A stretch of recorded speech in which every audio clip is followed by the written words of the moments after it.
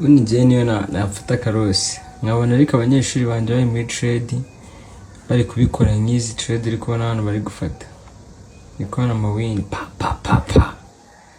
Hey, they making money. He bought from here. Look at his stop loss, so small. And guess what?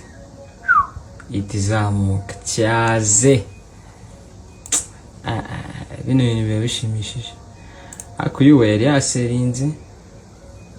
Ako ndakeka nawe he made some money cause TP we iri kuri hariya. Guys, see my mentees. These are my mentees. In a group chat y'aba mentees banje. Kwibona se. None foto ni aga studio kambe nakoreragamo. Natangiye ya screen yonyine nakaraka ball. Nubwo budene ngakana.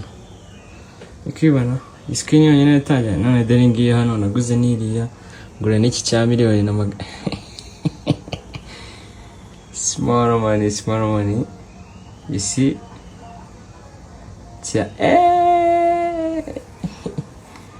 My mentee is so bad though. They kill amo.